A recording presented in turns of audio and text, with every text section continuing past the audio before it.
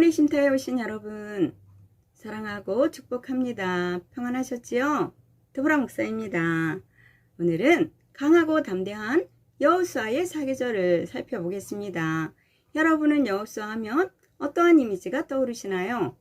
그리고 여호수아서를 읽으면 어떤 말씀이 가장 오래 기억에 남으십니까?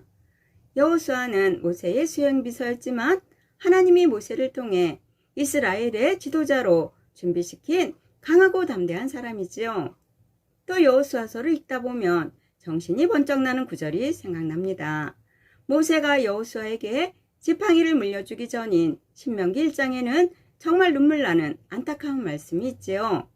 호렙산에서 세일산을 지나 가데스 바나에까지 10하루길이었더라 라며 시작하는 신명기 1장의 기록으로 출애굽한 지 40년 되던 해 11월 1일에 말한 것으로 십계명을 받았던 시내산에서 젖과 꿀이 흐른다는 가나안 땅 입구인 가데스 바나에까지 11일이면 들어갈 거리를 40년에 걸쳐서 여호수아와 갈렙 2명을 빼고 200만 명이 다 죽고 나서야 다시 가나안을 향해 가는 피를 토하는 기록입니다.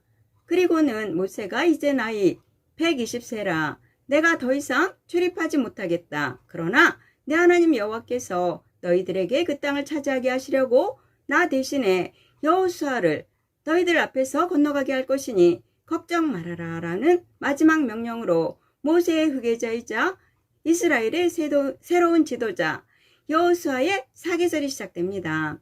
우리는 성경의 인물들이 어떻게 복을 받았고 징계를 받았는지 그 인물들의 인생 사계절을 통해 우리는 어떻게 해야 할지를 우리들의 삶에 적용하고 있어요. 이제 강하고 담대한 여호수아는 어떤 인생을 살았는지를 보면 여호와는 구원이시다라는 의미를 가진 이름 여호수아의 본명은 가나안 정탐꾼 12명이 나오는 민수기 13장 8절에서는 에브라임 지파의 대표로 나온 호세아라고 기록되고 있어요. 여호수아의 인생 사계절을 몇 가지로 나누어 살펴보면 첫 번째는 모세의 40년 수행비서로 일한 순종과 믿음의 행적입니다. 그래서인지 여호수아를 하나님의 신에 감동된 자라 했어요. 민수기 27장 18절을 보면 눈의 아들 여호수아는 그 안에 영이 머무는 자니 그를 제사장과 온 회중 앞에 세우고 내 종기를 곧 너에게 주었던 고난을 그에게 돌려 이스라엘 자손의 온 회중이 그에게 복종하게 하라라고 하나님이 직접 말씀하셨어요. 그렇게 여호수아는 하나님에 대한 확고한 믿음을 가진 지도자였어요. 더구나 누구든지 당신의 명령을 거역하면 당신의 말씀을 순종하지 아니하는 자는 죽임을 당한다며 오직 강하고 담대하소서라고 이스라엘 백성들이 여호수아에게 확실히 복종할 것임을 여호수아서 1장 18절에서 약속하고 있습니다. 특별히 여호수아가 하나님에게 세움을 받게 된 사건은 아마도 가나안 정탐꾼 사건입니다. 12명의 정탐꾼 중 믿음이 적은 10명은 우리는 그들에 비하면 메뚜기 같다고 보고하면서 우리는 가나안 땅에 들어갈 수 없다면서 하나님의 약속을 부정했지요. 그러나 여호수아와 갈렙 두 사람은 그 땅에 사는 아낙 자손은 키가 크고 성은 높고 견고하지만 그들은 우리에게 주신 먹이에 지나지 않는다는 강한 믿음을 보였습니다. 그 결과 출애굽한 1세대 200만 명이 다 죽어가 나갈 때까지 광야 생활을 한 후 여호수아와 갈렙 두 사람만 겨우 살아서 가나안 땅을 밟게 됩니다. 두 번째는 이스라엘을 가나안에 인도해서 요단강을 건넌 후의 일입니다. 여호수아는 광야에서 태어난 2세대 백성들에게 그동안 하지 못한 할례를 실행합니다. 곧 우리의 자손들에게 하나님의 백성이라는 세례를 받게 한 후 예배를 드렸다라고 보면 되겠지요. 그리고 6월절을 지낸 후 이튿날 40년 동안 먼지 날리는 광야에서 만나만 먹던 사람들이 드디어 땅의 소산물을 먹게 됩니다. 처음 먹었으니 얼마나 맛이 있었을까요? 우리도 하나님이 베푸시는 은혜의 달콤한 맛을 느껴야 할 줄 믿습니다.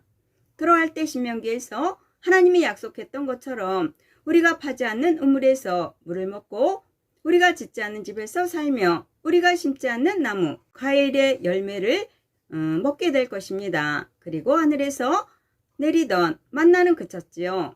그 후부터 만나라는 단어는 신약에서 예수님의 말씀, 곧 복음을 의미하는 말로 쓰여집니다. 세 번째는 받은 사명 다 감당하고 인생 사계절 마지막에 후손들에게 하나님을 잘 믿으라고 권고하고 서원을 하게 한 후 일입니다. 우리로 보면 어떠한 어려움에도 하나님의 약속과 은혜를 믿고 예수님을 잘 믿으라고 유언하는 것과 같겠지요. 어차피 인생길에 믿을 수 있는 분은 예수님 한 분뿐이기 때문입니다. 아무리 펄펄 끓는 물도 시간이 지나면 식는 것처럼 가슴 벅찬 감격이나 은혜도 시간이 흐름과 함께 식어갑니다. 그러므로 앞으로 오게 될 미래 세대가 알아야 할 것은 가나안 정복이 이스라엘의 백성의 힘으로 얻은 것이 아니었다는 사실입니다. 그래서 여호수아는 고별 설교에서 이렇게 권면합니다. 만일 여호와를 섬기는 것이 너희에게 좋지 않게 보이거든 내 앞에서 우상을 섬기겠다고 말하라. 나중에 우상에게 가려거든 거짓말하지 말고 지금 내 앞에서 말하라라고 했을 때 백성들이 우리가 결단코 여호와를 버리고 다른 신들을 섬기지 않겠다고 서원을 했지만 여호수아가 죽은 뒤 그들은 여호와를 버리고 바알과 아스타롯을 섬겼으므로 이스라엘에게 진노하사 노력하는 자의 손에 넘겨주었다고 기록하고 있어요. 하나님이 함께 하셔서 백전백승했던 이스라엘이었지만 하나님이 버리니까 백전백패하여 망하고 말았다는 이야기예요. 이것이 우리가 살아있을 동안에 말씀을 잘 읽고 후손들에게 잘 가르쳐서 믿음을 물려주기 위해 잘 섬겨야 하는 이유입니다. 허락하신 새 땅이라는 찬송가에는 여호수아 본받아 앞으로 가세라며 모두 힘써 일하세라는 고백이 우리의 고백이 되어야 할 줄 믿습니다. 하나님은 강하고 담대한 믿음을 가지라고 하셨어요. 그렇게 여호수아처럼 강하고 담대한 믿음으로 말로만 들어오던 하나님이 약속하신 적과 꿀이 흐르는 가나안 땅을 이제는 실제로 여러분의 눈에 보이고 손에 잡히는 현실로 만나보는 영혼의 쉼터 가족 모두가 되시기를 예수님의 이름으로 축원합니다. 아멘. 감사합니다.